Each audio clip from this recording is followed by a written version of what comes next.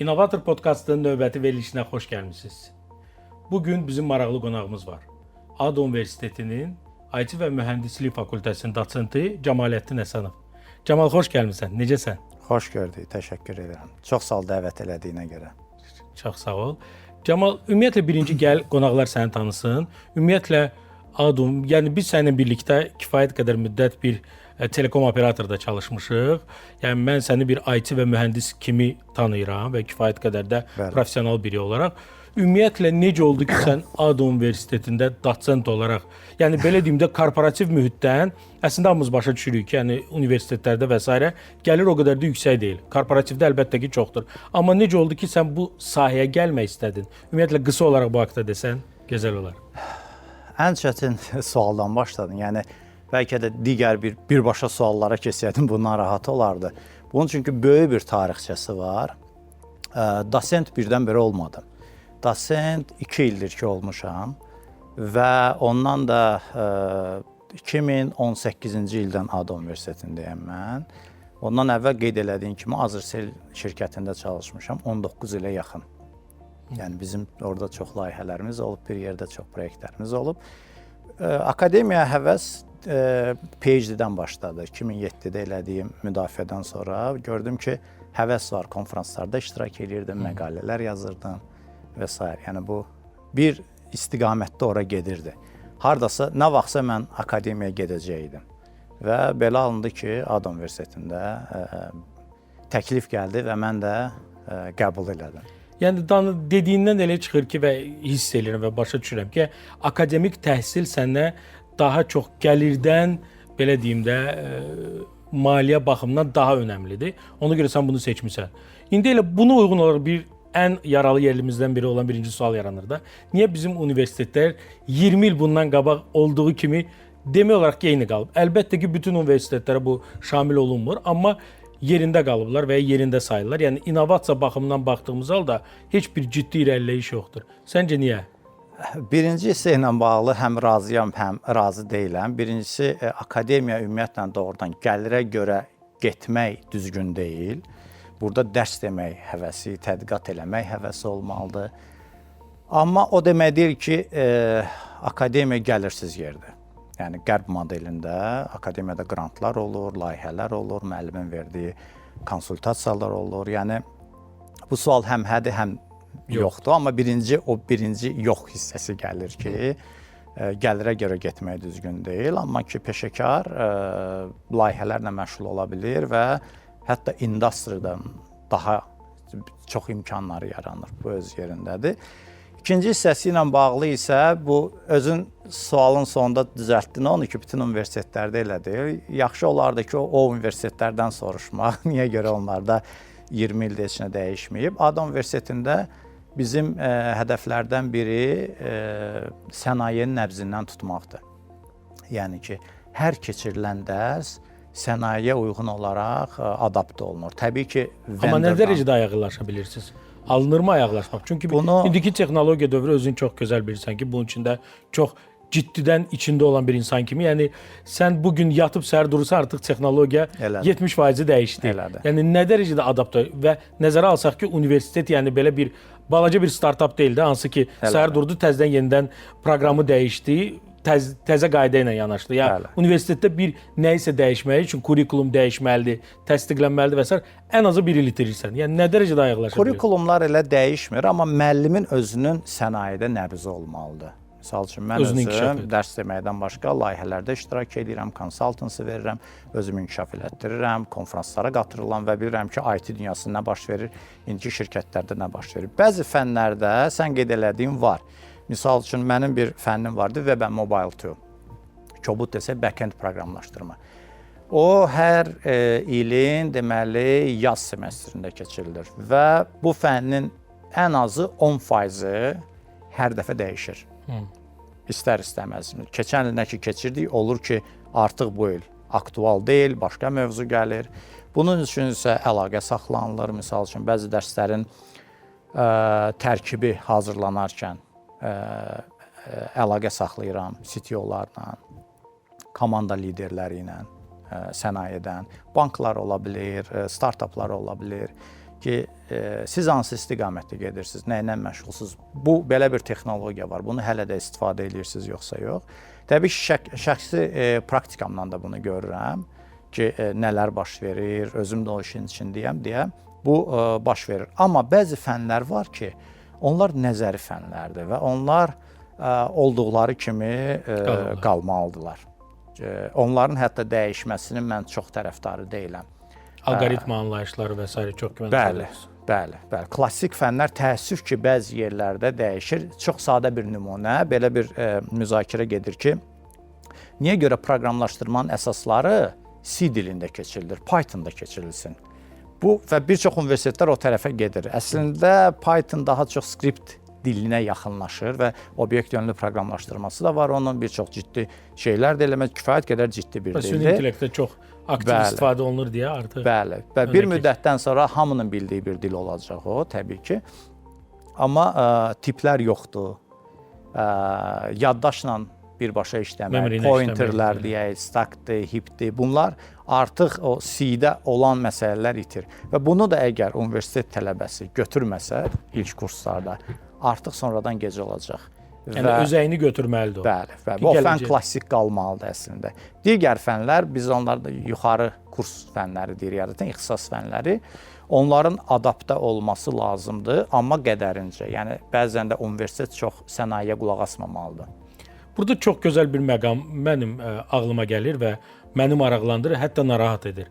Yəni bu daima texnologiya dövrü elədir ki, hər dəqiqə dəyişir və universitetlər də buna ayaqlaşmaq üçün daima nəsə yenilik gətirir, bu əladır. Amma bunlar uşaqlara, yəni hansı ki 18, 19, 20 yaşlı uşaqlara psixoloji necə təsir edir? Yəni bu yəni insan davamlılıq görmür də. Yəni hər gün nəsə dəyişir.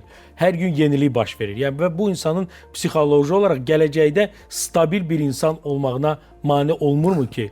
Yəni çünki burada mən biraz insani baxımdan baxıram da. Çünki biz həddi buluğa çatmış insanlar və ümumiyyətlə şirkətdə işləmiş insanlar, biraz puxtələşmiş insanlar, biz bunları normal qəbul edirik. Biz artıq puxtələşmiş bir insanıq, fərdi.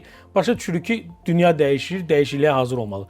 Amma cavan bir beyin hansı ki, ola bilsin hətta məktəbi sadə bir məhəlləsində olan bir məktəbi bitirib, hansı ki, çox da onu orada öyrətməyiblər ki, inkişafı açıq ol, yeniliklər olacaq və birdən gəlir universitetə düşür, başlayır hansısa dili öyrənməyə, səhərsi və ya bir həftə sonra başqasını öyrədirlər, yox, bunu artıq öyrənmə və s. Bu nə dərəcədə düzgündür ümumiyyətlə? Yəni, biz hal-hazırda artıq yəni, texnologiya və dövrün tələbini qoyuruq bir qırağa, yəni insanın bir fərd olaraq inkişafında bu nə dərəcədə problem gətirir? O ümumiyyətlə düzgün deyil. Ondan başlayaq. Yəni qeyd elədiyin kimi proqram var, 4 illik proqram. Məsəl üçün kompüter elmləri, IT üzrə, kompüter mühəndisliyi üzrə, elektronik mühəndisliyi üzrə bu proqram var, 4 ilinə keçiriləcək. Orada dramatik dəyişikliklər edilmir ümumiyyətlə. Hansı fənlər olacaq, hansı ardıcıllıqla. Müəyyən bir illərdən bir onlar dəyişikliklər baxılır ki, bu fən artıq bunu ilə yeniləmək lazımdır, bu yeni bir şeydir. Misal üçün FPGA-lər gəldi, onlar haqqında ayrı bir dərsin artıq keçirilməsi. Çünki bütün blockchain texnologiyası onların üzərindədir, yüksək hesablamalar və s.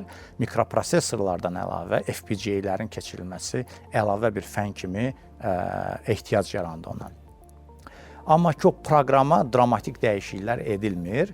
Biz əksinə tələbələrə çalışırıq uyğunlaşaq. Mən ADA Universitetinin burada olduğum misal olaraq özümdən danışım birinci və nümunə olaraq nə baş verir bildiyim üçün çalışırıq ki, yeni texnologiyalara, yeniliklərə və tələbələrin davranışına uyğunlaşaq. Mənim özümün bir çox praktikalarım var. Misal üçün tələbələr deyir ki, bu nə maraqlı bir şeydir. Bunu necə, misal üçün öz ev tapşırığını rekord eləyib, video rekord eləyib, öz üzü görməklə, həm də gördüyü şeyləri eləməklə, həm screen recording, həm də ki, özünü rekord eləyir, submit eləmək.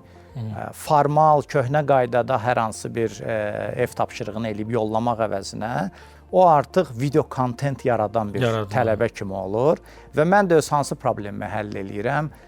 Cheating problemini. Mən görürəm ki, işi görən budur, mən görürəm ki, bunun skrinini görürəm və izahat tələb olunur bütün gördüyü iş üçün. Artıq yeni bir mərhələyə də gəlmişəm. Onun elədiyini artıq AI vasitəsilə yoxlayıram. Həm səsləndirmədən, skriptdən, həm də ki, video actionlardan bu il elə bir eksperiment elədik. Yəni, həm onlar üçün maraqsız olmur, həm bizim özümüz üçün maraqsız olmur. Misal üçün digər bir elədiyimiz eksperiment, şəxsən mənim elədiyim eksperiment ChatGPT-nin istifadəsidir. Bütün müəllimlər qorxur ki, birdən tələbə ChatGPT-dən istifadə eləyər. Amma nədə? Yəni suala cavab tapmaqdanmı yoxsa? Tapmaqda. Mən onu əks tərəfə fırladıram. Deyirəm ki, bu sənin ev tapşırığındır. Birinci onu ChatGPT ilə həll elə. Sonra ChatGPT-nin verdiyi həlli tənqid elə öz nöqteyi nəzərindən ki, o nəyi səhv eləyib. Bu artıq bilməyi Elə bil ki, qallüsinasiya verib sənə, sən onu başda ona... Bəli, ola bilər ki, tam düz sorğulama deyib və adam, yaxud da ki, öz həllini ver hökmən. Birinci öz həllini təqdim elə. Ola bilər ki, yaxşı olmasın. Sonra ChatGPT-nin həllini istə. İkisinin müqayisəsini elə. Süni intellektə çox gözəl gəldin. Elə növbəti sualım süni intellektə aiddir ki, bu süni intellekt kifayət qədər artıq inkişaf edib və çox inanılmaz nəticələr artıq çatıb və bundan da o tərəfi olacaq. Amma universiteti əvəz edə bilərmi artıq? Yəni bildiyimiz hər şey edir də, yəni real olaraq baxsaq məsələyə, yəni bu lazım olsa mühazirə də deyə bilər, lazım olsa sənin egzamini, imtahanlarını keçirib yoxlaya bilər, düzgün cavablandıra bilər, hətta lazım olsa proqrama qoşacaqsan, insanın cheating eləyib etmədiyini də yoxlaya biləcək. Yəni insanın, yəni müəllimin etməyə bacardığından 3 qat artığını edə bilir. Amma dəyişilə bilərmi artıq və ya lazımdırmı buna? Və hətta maaş almadan. Bəli, hətta maaş almadan. Ya da cüzi maaş olaraq. Sadəcə enerji resursunun pulu çıxmaqla. Əslində onu əvəz eləməyəcək yaxın dövrdə. Müəyyən bir səbəblər var. Mən psixoloji tərəflərə getmək istəmirəm. İntellekti əvəz eləyə bilər AI yoxsa yox, o tərəfə getmək istəmirəm. Süni intellekt əvəz eləyir öyrənmə vasitələrini. Mənim təhsil aldığım vaxtı, biraz da ondan əvvəl belə bir sorğu kitabları var idi. Misal üçün, loqaritmik xəttkeş var idi. Fizikada hər hansı bir əmsalı öyrənmək üçün kitab açırdıq. Kitabda o spravочник deyirdilər də, sorğu kitabları. Baxırdıq ki, filan şeyin əmsalı budur. Cədvəllər olurdu, baxırdıq o cədvəllərə. Sonra Stack Overflow çıxdı suallar üçün, Wikipedia çıxdı və indi artıq o işi daha rahatlaşdırıb, ChatGPT-dən soruşmaq olar, digər LLM-lardan soruşmaq olar ki, mənim belə bir sualım var, bunu almaq istəyirəm və sorğu kitabçası olaraq o məlumat verə bilər. Yaxud da ki, hər hansı bir kitabın, belə deyək, bir fəsilini, belə deyək, konspekt eləyə bilər. Bu işlərdə böyük bir, belə deyək, irəli addım olacaq və olur da. Burada inanıram olacaq, amma müəllimlik, burada texnologiyadan başqa, texnikadan başqa incəsənət də var. Yəni, qarşında 50 tələbə oturursa, hərəsinin öz qavrama qabiliyyəti var, hərəsinin öz düşünmə tərzi var, hərəsinə öz yanaşma var və yaxşı müəllimi pis müəllimdən fərqli eləyən məhz budur ki, o tələbələrlə necə individual işləyə bilir. O sahədə inanmıram. Bəlkə də adaptiv bir sistemlər gələr. Yəni qısqanclıq nöqteyi nəzərindən demirəm, amma ki inanmıram ki onu o səviyyədə eləyə bilən LLM bu dəqiqə var. Bu arada bayaq Stack Overflow-dan danışdın. Bugün mən LinkedIn-də bu ilə bağlı post etmişdim ki, Stack Overflow-daki requestlərin sayı 2008-ci ildəki vəziyyətə qədər düşüb. Bu ChatGPT çıxandan sonra, yəni insanlar artıq ora müraciət etmir sualla, bilavasitə ChatGPT-yə müraciət edir və ya hansısa AI toollarına müraciət edir ki, sual soruşsunlar. Növbəti sualım, yaxşı, bunu qoyaq bir qırağa. Bəs müəllim mühazirə versin və ya YouTube-dakı kanallardan təlim alsınlar. Yəni hansı daha rahatdır? Yəni mənə şəxsən desən, ümumiyyətlə indi hər bir insanın belə hissiyat yanaşması var da. Misal üçün mənə rahat öyrənmək, əgər mən nəyisə öyrənirəmsə, yəni mən bunu qavrayıb öyrənməliyəm. Mənə o daha rahatdır YouTube. Yəni mən oradan baxıram. Yəni müəllimin deməyində mən daha çox əziyyət çəkirəm. Amma misal üçün nəyisə istəyirəm ki, bir mütaliə eləyim, o halda da mənə fiziki kitab oxumaq daha rahatdır. Yəni YouTube-a baxdığım halda mənə o yenə də tam beynimə girmir. Amma fiziki oxuyanda tam beynimə, yenə də yəni hər iki halda mənim halımda. Yəni müəllimdən dinləmək mənə axırıncı planda gəlir. Bəs indiki dövrdə səncə ümumiyyətlə də sən də bir yəni professor, dosent olaraq, yəni sənin düşüncən necədir? Əslində bu özünü doğrultmuş bir sistemdir. Xan Akademinin elədiyi inqilabı bilirik. Yəni ki, öz səhv eləmirəm, bacısı qızı üçün yazdığı bir rekordlar çox populyarlıq qazandı və sonradan çox geniş vüsət aldı. Demək olar ki, bütün fənləri indi əhatə eləyir. Və insanlar da müəllimə ola bilər ki, gələsiz dərsə, deyəsiz ki, bu gün yorğunam, başım ağrıyır, amma müəllim də nəsə danışır, bu dərs getdi. YouTube-da elə şey yoxdur. Ümumiyyətlə onlayn dərsdə Udemy olsun, Khan Academy olsun, fərqli olsun, edX olsun, Coursera olsun, fərqi yoxdur. Orada öz qurduğun vaxta görə self-paced deyirlər. Ona uyğun gedirsən. Bu gün vaxtım var, bu gün öyrənmə həvəsim var, yaxud da ki bir iclasım var. Saat 7-dən sürüşdürürsən onu saat 9-a. Rahat bir şəraitdə, özünə rahat olan bir şəraitdə öyrənirsən. Bu təbii ki, özünü doğrultmuş bir sahədir. Yanaşma. Bəli, bu özünü doğruldur. Amma kurs səviyyəsində və xüsusi kurslar səviyyəsində. Bir şey Amma ki... onu çox üzr istəyirəm, sözü kəsirəm. Yəni bu diskusiyada eyni məntiqi nəyə görə universitetləri etmir? Yəni misal üçün Camal çıxır hər hansı bir dərs mühazirə deyir. Onu video çəksinlər, YouTube-a yükləsinlər. YouTube-a deyəndə ki, sizin intranet var, sizin universitet. Girsinlər uşaqlar istədiyi vaxtı və vaxt versinlər. Misalda yəni 1 ay və ya 15 gün. Vaxtın olanda özünü yaxşı hiss eləyəndə gir bax, pauzaya bas, davam elə. Niyə bunu etmirlər? Yəni bu maliyyə baxımından sərf etmir, yoxsa bunun başqa bir səbəbi var? Səbəb var əlbəttə. Kommunikasiya formatından. Onlayn video sual vermək olmur, bəli. Və məhz o cəhətdən mənim və tək mənim yox, bütün müəllimlərin eyni dərsi iki fərqli vaxtı keçəndə fərqli olur. Çünki fərqli yəni, suallar olur ki, gəlir. bir sual gəlir, mən 40 dəqiqəlik haşiyəyə çıxa bilirəm. Praktikamda olan bir haldan danışa bilirəm. Bəlkə onlayn video çəksəydim, heç onu danışmayacaqdım. Yaxud bir tələbə gəlib elə bir şeydən sual verə bilir ki, o mənim diqqətimi çəkir və onu daha geniş izah edirəm və məhz o həmin auditoriya lazım olur. Bax, bu onlayn kurslarda yoxdur. Yəni kommunikasiya fərqi. Əgər insan riyaziyyata baxırsa, tutaq ki, xətti cəbirdir, kalkulusdur və s.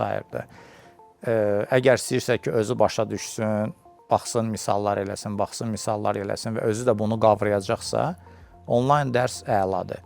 Yaxud da ki, onlayn piano dərsi götürür. Amma mühəndislikdirsə, hardasa sənin praktikan olmalıdır, qurğu ilə işləməlisən, laboratoriya olmalıdır. Sənə mühazirəni keçmiş müəllim həm də laboratoriyada keçdiyinin praktikasını göstərməlidir. Burada artıq heç bir kurs yaramır, heç bir AI yaramır.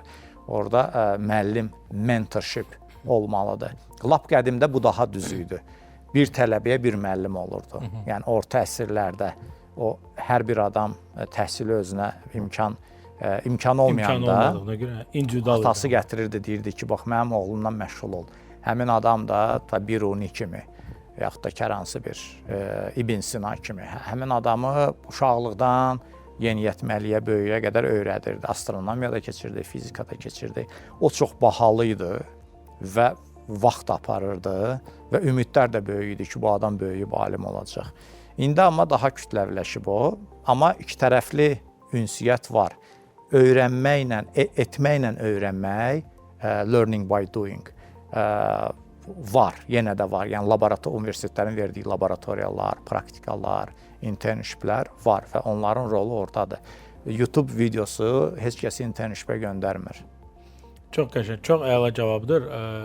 Həqiqətən də səninlə razıyam ki, çünki müəllimlə olanda nə qədər də bizə rahat olmasa, amma sənə maraqlı olan bir fənnə gedirsə hər hansı bir mühazirə, sən orada həqiqətən də səni maraqlandıran sualı verib və istədiyin kimi cavab ala bilərsən, hətta ikinci dəfə soruşa bilərsən.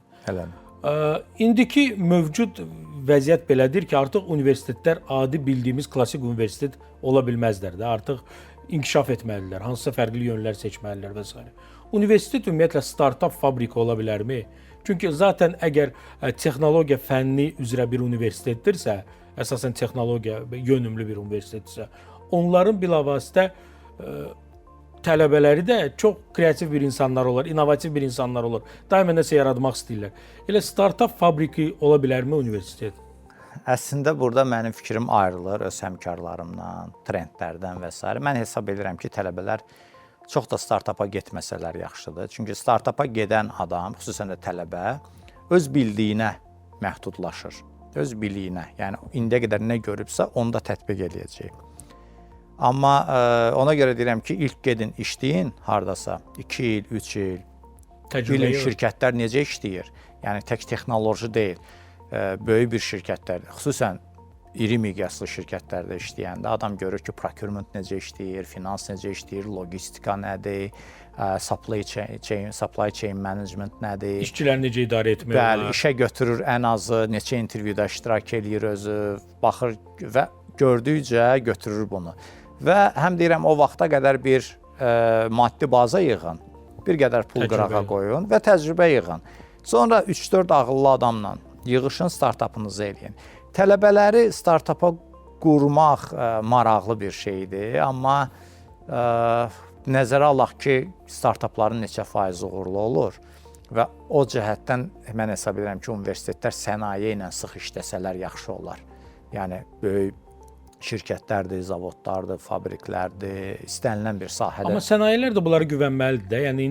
Yəni indi bilavasitə biz indi hal-hazırda bizim ölkədəki olan belə deyim də yanaşmanı deyək ki, nə startaplara, nə tələbələrə, nə internlara o qədər də güvən yoxdur. Deyirlər ki, bunlar uşaqdır, buna mən nə güvənib, nə edə bilərəm. Amma xaricdə yanaşma fərqlidir. Əksinə onlar başa düşürlər ki, elə o təmiz beyinlər, yeni beyinlər nəsə yenilik gətirə bilərlər. Yəni burada industri hazır olmalıdır. Buna ki imkan verməlidir. Ən azı bir test olaraq, POC olaraq gəl bunu et və ya bundan başqa bunun digər tərəfi də var ki, industri problemini deməyə bacarmalıdır ki, misal üçün mənim belə bir challenge-im var, problemim var ki, bunu ortaya qoyum ki, gəlin bunu düzəldin. Yəni bunlar amma yoxdur axı. Amma o tələbəyə inanmaq yox, daha çox professora. Yəni əslində müəllimlər o qədər güclü olmalıdır ki, indi mən hiss eləyirsənsə, həm bu tərəfə keçirəm, həm o tərəfə keçib danışıram. Həm buradan müdafiə olunuram, həm oradan hücum edirəm. Amma bəli, müəllimlər də güclü olduqda, burada iki tərəf var. Təbii ki, müəllimlər ölkədə ən güclü mütəxəssislər olanda sənaye onlara tərəf gəlməlidir. Amma bizdə o çatışmazlıq da var. Mən özüm kifayət qədər danışıram. Bir çox nazirliklər, bir çox idarələr var ki, çox açıqdılar. Misal üçün, dəfələrlə müraciət edirlər. Misal üçün, Kənd Təsərrüfatı Nazirliyini deyə bilərəm, agroinnovasiya, yəni nazirliyin altında real innovasiya ilə məşğul olan təşkilat var və böyük də işlər görürlər və onlar bizdən tələb eləyir. Startapçılar tələb eləyir, tək bizdən yox. Öz belə deyək, sərgilərində bütün universitetlərdə alınan startapları göstərirlər. Sonra çox maraqlı işlər görürlər. 5-ci nəsil greenhouse-lar, parniklər var. Mən deyərdim ki, bu dəqiqə ən çox texnoloji inkişaf eləmiş naziri onlardır. Azərkosmosun çox maraqlı işləri var. Amma təəssüf ki, bizim gözümüzün qabağında gördüyümüz inkişaf etmiş sənayilər, misal üçün banklar, heç universitetlərlə çalışmağa maraqlı deyirlər və problemləri də çoxdur. Banklar ümumiyyətlə innovasiya açıq deyirlər. Yəni hal-hazırda banklar arasında mübarizə ancaq cashback mübarizəsidir. Yəni fərqli xidmət təqdim etməyə o dərəcədə açıq deyirlər. Bəli. Heç bir bankı mən tənqid etmək istəmirəm. Ona ayrı veriliş lazımdır. Amma bəli, bu AI və data science sahəsində yaratdıqları qıtlıq, süni qıtlıq deyərdim. Amma onun qarşılığında çox ciddi computer science köklü problemləri var, IT sahəsində problemləri var, həm effektivlik, həm processing nöqteyi nəzərdən. Amma heç birində, hətta tanıdığım adamlar belə var, deyirəm ki, atın o problemi bizi tərəfə, bəlkə biz nəsə tapdıq və sizdən də heç bir şey istəmirik. Amma bayaq çox düzgün qeyd elədin ki, o problemi formalaşdırmaq lazımdır, müəyyən bir formada demək lazımdır və onu KPI-ları, hansı halda bu yaxşı olacaq, bu işə kim nəzarət edəcək, bu proses olmadığı üçün və bu scope olmadığı üçün, bu vision olmadığı üçün oradan çox da bir şey mən özüm gözləmirəm. Burada bu innovasiyaların inkişaf etməsi ilə və süni intellektin inkişaf etməyi ilə bir sual ortaya çıxır ki, imtahanlar ümumiyyətlə lazımdırmı? Çünki artıq hər şey bacarıq əsasında qurulub da. Əvvəllər biz bilirdik ki, düzdür bizdə ölkədə yenə də müəyyən qədər tələb var ki, sən universitetdəki diplomunu gətir və s. Amma hətta bizim ölkədə müəyyən qədər şirkətlər, xaricdə isə demək olaraq çoxsu bacarığını yoxlayır. Yəni deyir ki, mən sən filan işə götürürəmsə, sənə hər hansı bir case verir ki, bunu yerinə yetir və mənə izah elə.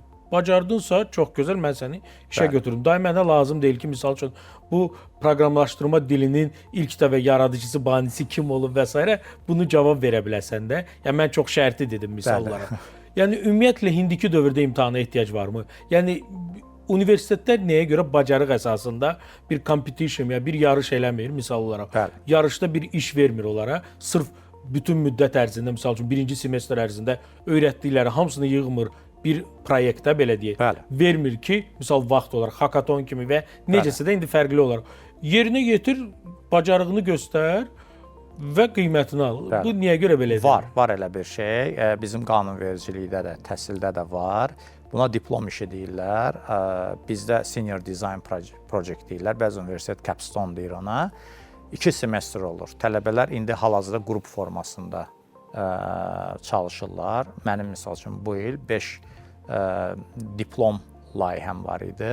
Birini elə bayaq görüşdən əvvəl qeyd elədiyim və o diplom işinin qayəsi ondan ibarətdir ki, onlar 4 ildə öyrəndiklərini nümayiş elətdirməlidirlər. Bu var, amma imtahan da yenə də olur da.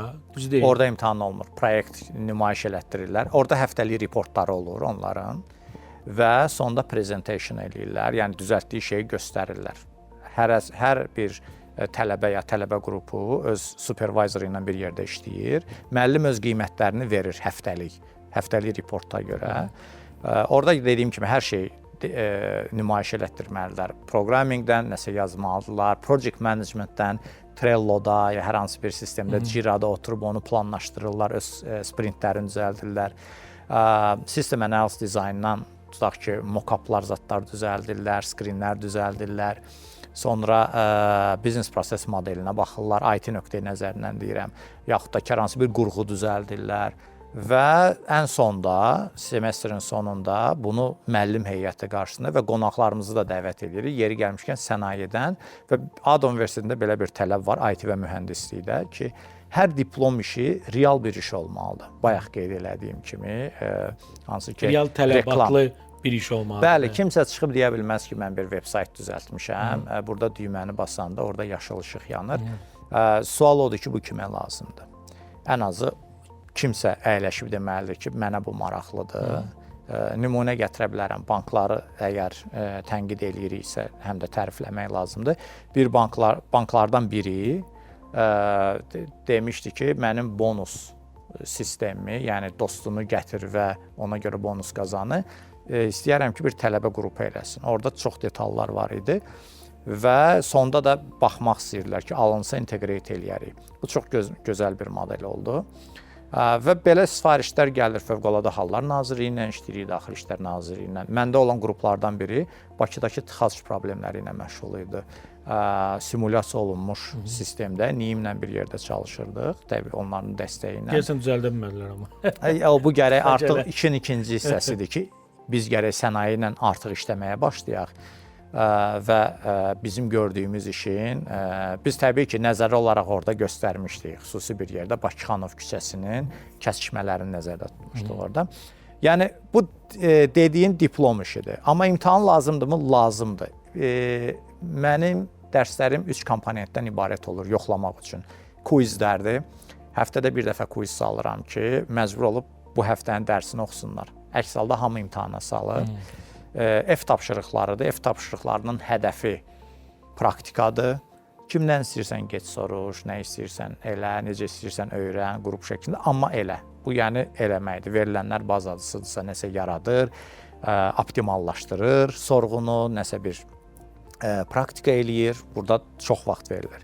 İmtahan isə nəzəri biliklərin yoxlanmasıdır ki, təbii ki, sən qeyd elədiyin kimi tarixi biliklər deyil orada ki, nəzəri hissələrdən müəyyən nöqtələrdir ki, nəyi ki, yoxlamamışam F tapşırığında, amma buna gələcəkdə bir mütəxəssis kimi kömək eləyə bilər. Diplom rol oynayırmı? Mənə kimsə gəlib desə ki, mən Stanfordu bitirmişəm, təbii ki, onun bu sözü mənə rol oynayacaq. Mən biləcəm ki, o nədən keçib. Çox maraqlıdır. Bəs indi bu bayaq da dedin də ki, siz proyektlər verirsiniz, proyektlər edirlər uşaqlar, çox gözəldir, bu əladır. Bəs bunların arasında real biznesa çevirmək niyə alınmır? Ümumiyyətlə olubmu sizdə real biznesa çevirən? Bu birinci sual. Amma hətta olubsa da faizi bilirəm ki, çox-çox aşağıdır.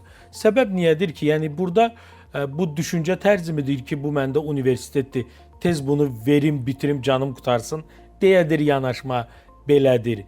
Yoxsa yəni ola bilsin ki, universitetdə biznesin əsasları da öyrənilməlidir. Bəlkə də öyrədilir, bilmirəm. Sadəcə soruşuram ki, yəni yaratdığın ideyanı çox gözəl, bəs bunu necə komandaya formalaşdır, şirkətə formalaşdır, biznes et, müştərilərə necə satış et. Bəlkə bunu öyrətmirlər deyə belədir. Ümumiyyətlə nədir səbəb? Əslində bunun cavabını sən məndən yaxşı bilirsən. Bir startup ekosistemindən xəbəri olan adam kimi, yəni ən kobud görsənən demək olar ki, Azərbaycan bazarıdır. Yəni daha çox Bakı bazarıdır. Yəni bir şey ilə eləyəcəksənsə bu bura çıxacaq. Və dil məhdudiyyəti, coğrafi olaraq çox böyük bir əraziyə birdən-birə çıxa bilməmək məncə bunun səbəblərindən biri ola bilər. Yəni sən özün məndən yaxşı bilirsən ki, adətən Avropada belə deyirlər ki, əgər startup eləmək istəyirsənsə get Kaliforniya. Yəni orada işıq sürəti ilə genişlənmək olur. Əgər bu genişlənmə, böyümə aylarla çəkmirsə, illərə çevrilirsə, uzun bir 3 ilə 5 ilə, o startup zaman keçir, texnologiyalar dəyişir və s. Bizdə olub, təbii ki, məhsul formasına gələndə olub. Uşaqlar deyiblər ki, biz bunu eləmək istəyirik.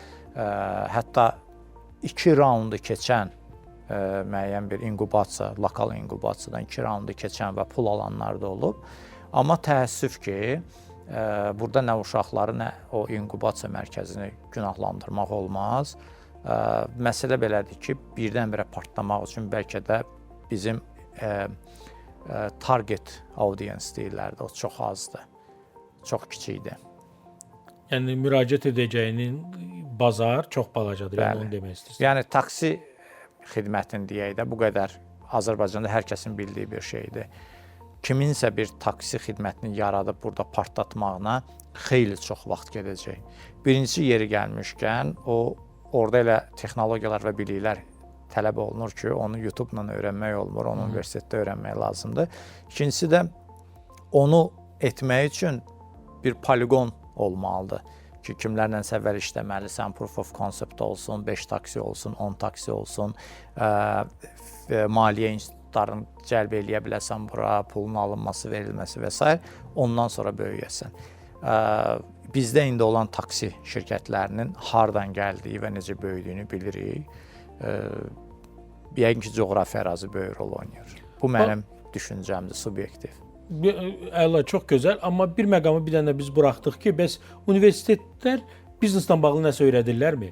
Yəni, okeydə startup elədiniz, yəni belə deyim də, Azərbaycanda startup etməyə dəyərmi, sualı versən mənə, dəyər baxır hansı startup edirsən, amma bəli, əlbəttə ki, sən startup edirsənsə, mütləq qlobal fikirləşməlisən, çünki ölkə bazarı o dərəcədə balacadır ki, və sən yaratdığın xidmət də çox güman ki, artıq ya analoqu var, yəni belə də startupda belə bir deyim var ki, sən sıfırdan belə deyim də tortu yaratmamalısan. Sən mövcud tortdan bir payını götürmək daha asandır. Çünki sıfırdan və mövcud bazar da o dərəcədə balacadır ki, yəni sən oradan balaca tortu götürməyin çox az məbləğ edir. Yəni o dəymir buna. Elədir. Amma okey, etmək olar. Amma bunu etmək üçün də universitetlər bunları bu yola buraxanda da bu yola çıxmaqdan öncə necəsə bir biliklər verirlər ki, bu biznes bilikləri, maliyyə bilikləri, şirkətləşmə və s. Bununla bağlı bir biliklər ümumiyyətlə sırf elə AD Universitetdən göstərək ki, belə bir dəstək olunurmu?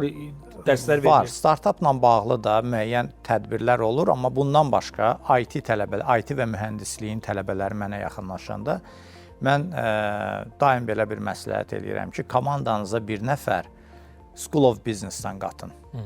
Biznes məktəbindən. Çünki onlar procurementdir, logistikadır, financial feasibility-dir, hesablama. Ümumiyyətlə, bir şirkət necə yaranır, bir A nöqtəsindən B nöqtəsinə necə gedir, onu yaxşı bilirlər.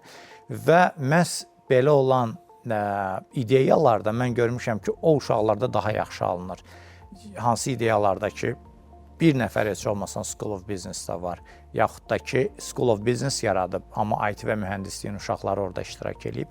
Bu tandem ola bilər. Amma IT və mühəndislikdə o dərslərin keçirilməsi, bəli, bizdə var. Tutaq ki, IT Project Management, necə IT layihəni aparmaq lazımdır. System Analysis and Design keçir onu.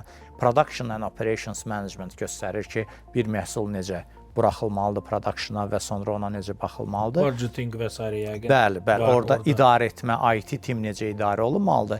Amma ondan o biri tərəfə keçilmir və keçilməməlidir. Çünki onu tədris edən başqa bir fakültə var. Tələbə gedib onu, bizdə seçmə fənlər var. Siz gedib o fənləri seçə bilərsiniz və bizim bəzi IT tələbələr gedir mikroekonomikadır, yaxud da ki, marketinqdir, yaxud da ki, digər kommunikasiyadır, istədiyi fənləri götürə bilirlər. Bəli. Elə burada dediyindən bir sual mən də formalaşdır ki, bu biz müəyyən qaydaya uyğun olaraq uşaqlara öyrədirik. Yəni bayaq elə qeyd etdiyim kimi hər hansı bir layihəni idarə etmək, IT komandanı idarə etmək, amma sən məndən də gözəl bilirsən ki, yəni biz fərqli yerlərdə işlədiyimizdə görürük ki, yəni kitabda və dərslikdə yazılan reallıqlar bazarda olan reallığa demirəm tam fərqlidir, amma müəyyən qədər fərqlidir. Və bu nə dərəcədə düzgündür ki, yəni biz bunu çox bir halda bilsən niyə mən bənzədirəm? Mən çox halda startap məsələsində bu inkubasiyada və akselerasiyada və ya təlim verənlərdə hər zaman deyirəm ki, sizi Eric Rice'ın Lean Six Sigma kitabı ilə öyrədirlər. Hansı ki, o Amerikada, Amerikanın düşüncə tərzinə uyğun olaraq yazılmış bir kitabdır. Onun bizim mentalitədə və bizim düşüncə tərzimizə heç bir halda uyğunlaşmır. Yəni o ilə verilən təlim o deməkdir ki, siz burada 90% hallarda fail olacaqsınız. Çünki bizdə yanaşma tərzi fərqlidir. Eyni olaraq da mən onu sual vermək istəyirəm ki, bu idarə etmə və s. xüsusi hansı ki məqamlar bizdə biraz fərqlidir. Onu belə deyim də, loru dildə desək, Azərbaycanlaşdırılıb öyrətmək daha düzgün olmazmı? Və ya həmin uşaqları real olaraq bilirəm, şirkətlər buna icazə vermirlər. Sadəcə bir sual olaraq, yəni gəl fikirləşək ki, həmin şirkətdə bir iştirakçı olaraq bunu öyrənməyə nə dərəcədə daha effektiv olar səncə? Amma çünki bilirsən nəyə görə mən gəlirəm? Çünki çox bir halda biz görmüşük, əsasən də güclü universitetdə oxuyan uşaqlar gəlir sənin komandana düşür, başlayır standart prosedurla hər şey deyir. Bu belə olmalı, bu belə olmalıdır, bu belə olmalıdır. Amma biraz addımlayanda reallıqda gör ki, bunu burada nəzərə almırlar. Bu burada olmasa da olar. Bu ümumiyyətlə vacib deyil, sırf burada və onda da o belə deyir ki, mən o 4 il oxuduğum bilik sən demə gərəksiz olub və ya mənə səhv məlumat veriblər. Yəni bunun mübarizəsi necədir? Əslində əks fikir də var ki, yəni bir şey ki özünü doğruldub, onunla getmək lazımdır. Yəni heç bir halda istisna və lokal belə deyək də şəraitə uyğunlaşmaq olmaz. Yəni misal üçün beynəlxalq bir bank sistemi var. Azərbaycan bankları heç vaxt Azərbaycanlıya uyğun bank qurmazlar. Yəni ki, təbii ki, müştəri xidmətləri uyğunlaşa bilər, amma fikir verdiyin kimi call center belə o formallığı saxlayır. Yəni ki, heç kəs belə deyək, familiar formada müştəri ilə danışmır. Yəni düz yol odur əslində. Yəni ki, kitab cümləsi, ona görə best practice-lər gəlib. Bir şirkətlər ki, onu ignor edir. Amma bir də çox üzr sözü kəsim. Call center'da elə mən özüm call center'dan çıxmış bir insan olaraq mənim yadımdadır vaxtı ikən call center'larda tələb oydu ki, çox rəsmi dildə danışın müştəri ilə. Amma vaxt getdikcə belə deyim də artıq konsepsiya dəyişdi ki, müştəri yönümlü olun. Çalışın sizi başa düşmürsə, misal deyirəm də, şərti deyirəm, şəkil hərəkətində danışırsa və sizi başa düşmürsə, çalışın biraz loru dildə deyin də. Yəni belə də yanaşma var. Ola bilər. Amma yenə deyim, müxtəlifdir. Azərbaycanda o exception-la müəyyən bir, belə deyək də, çox flexibility olan qaydada idarə etmə əslində çox uzağa gedə bilməz. Niyə görə böyük şirkətlərin əsas təməl prinsipləri prosedurlardır, qaydadır. Misal üçün, şirkət adı çəkmək istəmirəm. Qlobal şirkətləri düşünün, hansı ki, Azərbaycanda işləyir. Yaxud da ki, Azərsel, madam ki, ikimiz də işləmişik, reklam sayılmaz da adını çəksək, növbə mədəniyyətini gətirdi kiosklarla. İnsanlar qəbul eləmək istəmirdilər, amma bu dəqiqə bir de facto standartdır da, de jure deyil, heç yanda tələb. Amma hamı gördü ki, növbəni necə normallaşdırmaq olar ki, adamlar gedib, belə dəstək kimi durmasınlar kiminsə qabağında. Gedirsən, kateqoriya uyğun nömrəni seçirsən, səni çağıranda sənin nömrəni gedib yaxınlaşacaqsan. Bu beynəlxalq standartdır və həmin o lean managementdən gəlir də. Harda bottleneck var, onu araşdırmalıyıq. Tutaq ki, Ishikawa diaqramıdır, yaxud başqa bir şeylərdir, Paretodur, o birisi tapırıq o ağır yerləri, onu fiks eləyirik. Bu daha uzun müddətli bir seçimdir, uzun müddətli yoldur. Nəinki çox belə flexible olmaq, çalışıb hər şeyi düzəltmək. Orada isə bəli, startaplarda da belə bir şey var. Əslində startaplarda deyilir ki, ilk 100 müştərini tanımalısan, flexible olmalısan və s. Amma o bəzən də adamı hədəfdən yayındırır. Bir onu da gözünü açırsan ki, 5 müştərin var və onlardan qopa bilmirsən. Elə ancaq onlar üçün bir sistem yazan. Tanışdı, sən onlara onlar sənin xətrini istəyərək sənə feedback verirlər. Amma əslində real feedbacklər çox fərqlidir. Bəli. Yəni ona görə bir qədər əslində bizdə də belə bir mühit yaranır ki, qayda ilə işləmək istəyənlər belə deyək, qəbul olunmurlar və mühit onları qəbul eləmir, sistem onları qəbul eləmir. Burada qızıl orta var təbii ki. Mən özüm konsultasiya verdiyim hallarda belə formal yolların tərəfdarıyam. Amma o yavaş-yavaş olan keçidi tətbiq eləməkdə bəli, məcbur oluram ki, gəlin birinci bundan başlayaq, gəlin sonra buna keçək, gəlin sonra buna keçək. Çünki CEO-lardan tutmuş, adi menecerlərə, adi işçilərə qədər hamı böyük bir müqavimət göstərməyə hazırdır. Çünki heç kəs istəmir ki, məhdudiyyətlər olsun. Amma ilk nəticəni quick win görən kimi davamlı getmək istəyirlər. Camal, bəs bu universitetdə gamification-la öyrətmək nə dərəcədə düzdür? Yəni bu yanaşma ümumiyyətlə, çünki biz hamımız cavanlıqda oyunlar oynamışıq, sevirik də, yəni bu belə deyim, daha əyləncəli edir də. Yəni bu metodologiyanı seçmək daha düzgündürmü universitetdə? Yoxsa uşaqları yayındırır bu daha çox? Bu düzdür və lazımdır. Və bir şey ki, ümumiyyətlə trenddir, ondan imtina eləmək olmaz. Yəni ki, hamı o tərəfə gedirsə demək ki, yox, gəlin qaydaq kağızların üzərində işləyək. Bu düzgün deyil. Bizdə deməli Araz Yusubov, mənim həmkarım, bizim fakültədə bunu ilk eləmiş adamlardan biridir və hətta Amerikada olan konfranslardan birində bu barədə çıxış eləyib və nümayiş elətdirib. Onun çox gözəl capture the flag, belə maraqlı bir şeyləri var. Misal üçün, həftənin sualı var. Kim birinci suala cavab verdi, hər hansı bir point götürür. Yaxud da ki, gələn həftənin materialını görmək üçün hansısa suallara cavab vermək lazımdır. Ondan sonra o materiallar açılır. Burada hansı bir levelları keçmək var, hər hansı bir orada vizual effektlər də var.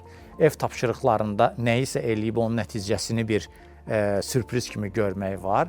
Və bu böyük bir, bayaq dediyim kimi, müəllimlik texnika deyil, həm də burada incə sənət hissəsi var ki, daim düşünmək lazımdır. Ki, necə eləmək ki, bunu uşaqlara uyğunlaşdırmaq olsun.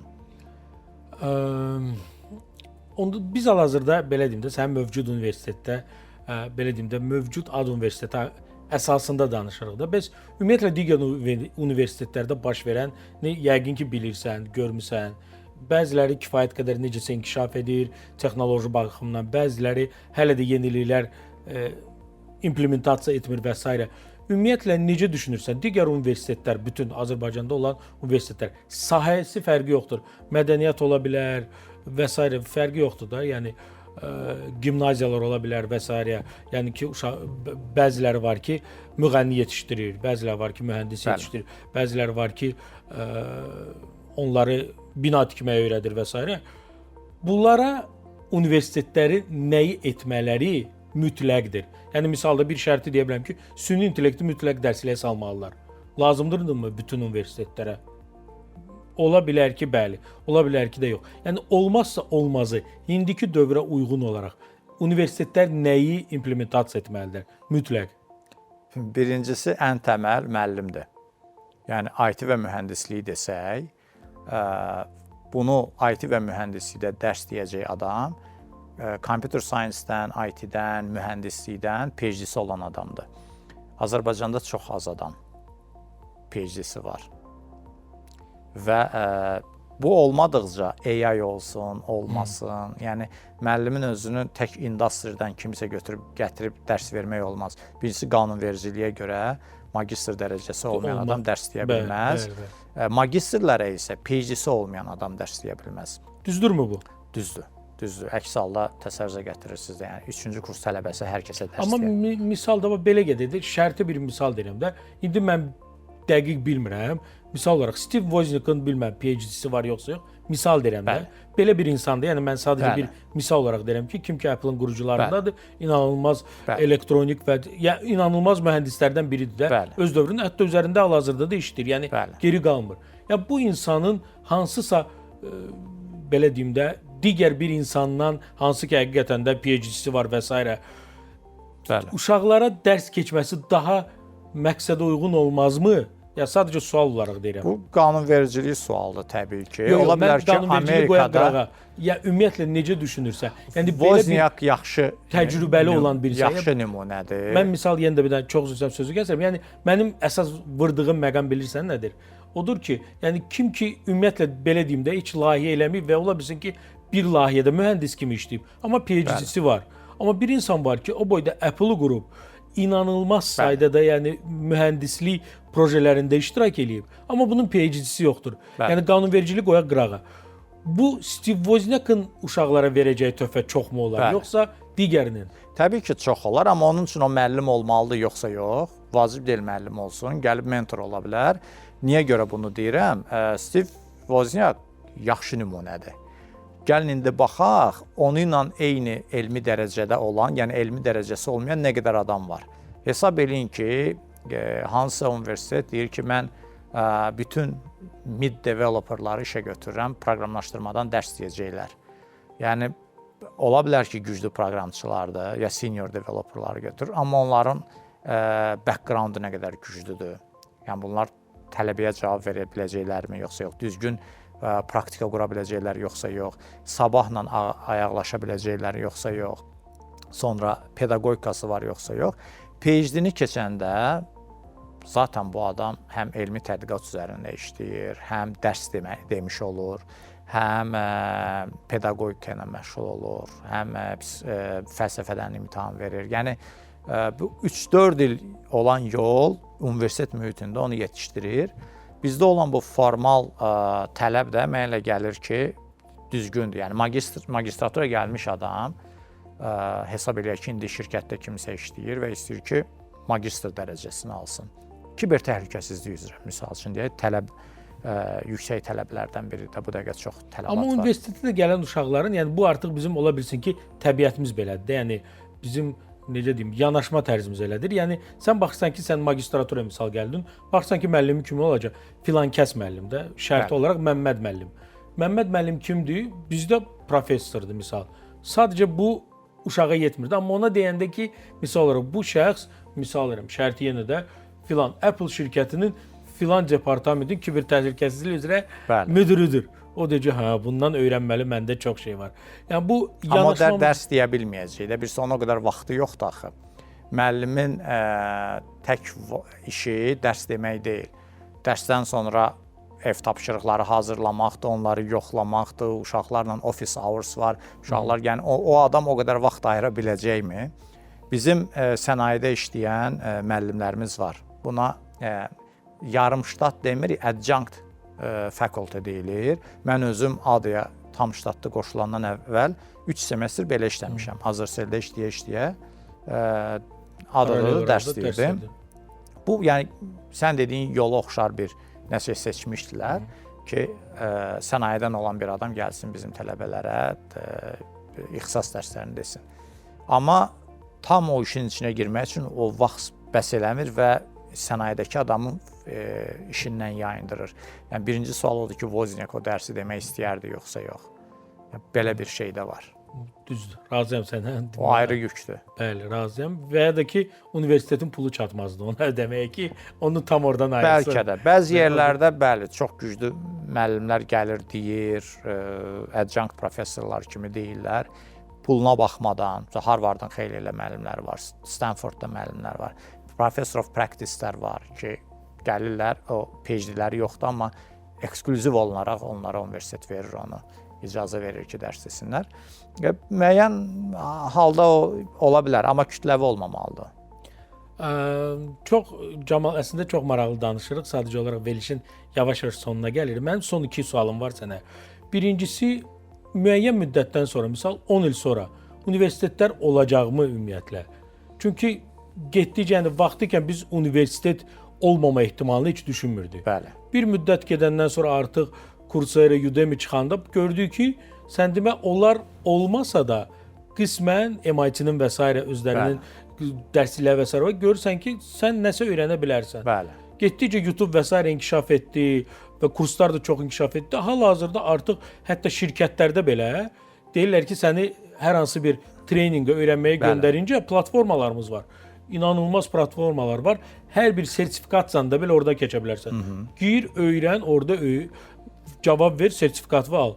Bu hələ hindidir. Bəli. Növbəti 10 ildə nə olacaq? Ümumiyyətlə universitetə ehtiyac olacaqmı? Məncə növbəti 10 ildə daha çox ehtiyacı olacaq, məhz bu gün baş verənlərə görə.